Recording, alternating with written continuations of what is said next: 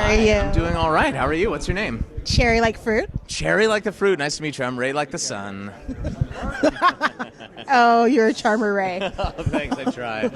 So how much fun did you have on Justice League Dark? It was a blast. This was my first ever animated project. I've worked on a lot of anime and video games before, but this is the first time where I could really do whatever I wanted in the booth, and they would animate to whatever I said. It was crazy. Oh my gosh, that'd be so fun. Yeah, it was really, really fun. I got to work with great director Wes Gleason, who I've worked with before on some video game projects. It was cool working with him behind the glass. You want to talk about a charmer. Wes Gleason's a charmer.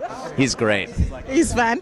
Now, did you watch any of the DC comic movies to sort of get a feel of how the voices go? I did, yes. I was able to watch them on my phone on Google Play for just a few dollars a piece. It was really cool that they were also accessible, and I was able to learn a whole lot about the DC universe with them. A lot of these stories that they tell are very sort of like Bible stories. They're like these mythic paradigms for what happens to all these heroes. So you really get to learn a lot in just a short amount of time.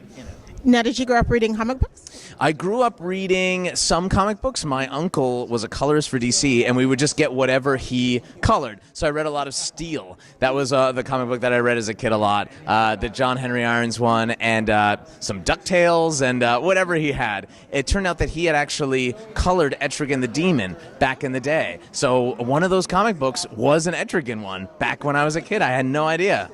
That is so fun. Yeah. Oh my gosh. So working on a comic book movie like DC, what's the difference between that and working on anime or working on a video game voice? It's very different. You get the script ahead of time, so I was able to study what was going on with these characters. I was able to learn who all of the other characters were, what their motivations were. It was really nice to go into the booth prepared. With anime and video games, it's whatever you show up, you go line by line, you're learning some new information every single time. So it was fun to go back to my theater school training and be able to really prepare for a role before coming in. Now, can you give me a little bit of an answer in the voice? About what? Let me think. Oh, this is a hard one. What was your favorite, who's your favorite character in the movie? I'd have to say Etrigan. I'd even say it again and again. Wow, that is really deep. Yeah, he always rhymes, so you've got to be able to come up with some sort of rhyme on the top of your head. Did you have to drink tea or anything? Because that's quite a bit different than your normal speaking voice. Yes, definitely. And Jason Blood is over here. He's also different too. Yes, I was always drinking tea in the booth and making sure that I was well lubricated to be able to pull that off for hours at a time. Now, when you worked on this movie, were you in the booth alone, or were you with other people? And is that how you normally do it when you do the anime or when you do a video game voice? From what people tell me who do a lot more animation than I do, most of the time animation is with a lot of people in the room, but with this one we did it in isolation. So we had a one room where we were able to really move around a lot and put a lot of physicality in the character, which is great. Video games is also isolation, almost entirely in anime for sure, isolation, yeah. So I'm excited to one day do a group read. That'd be really fun. That would be fun. Now, have you had a chance to see the finished product, or are you watching it with us? I'm as excited as you are to see it tonight, yeah. Oh my gosh, that's so exciting. Yeah.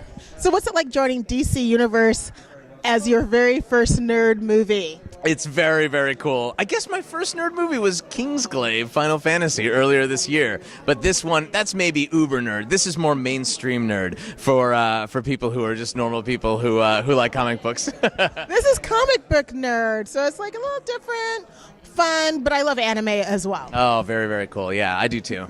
So I assume you've gone to all the Comic Cons. Which one's been your favorite?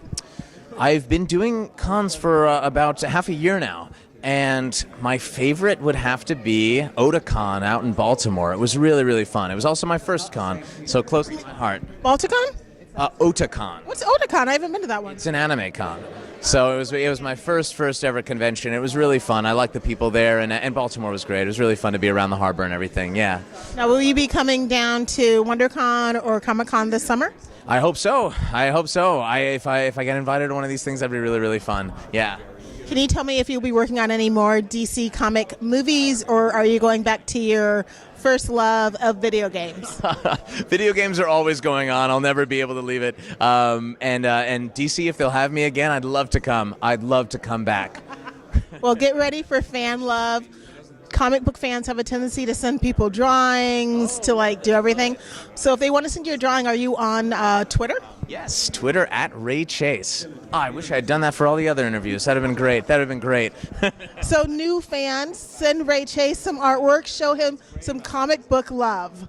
Thank you so much. Thanks, Cherry. Thank you. It's great Cheers. meeting you. We'll see you around.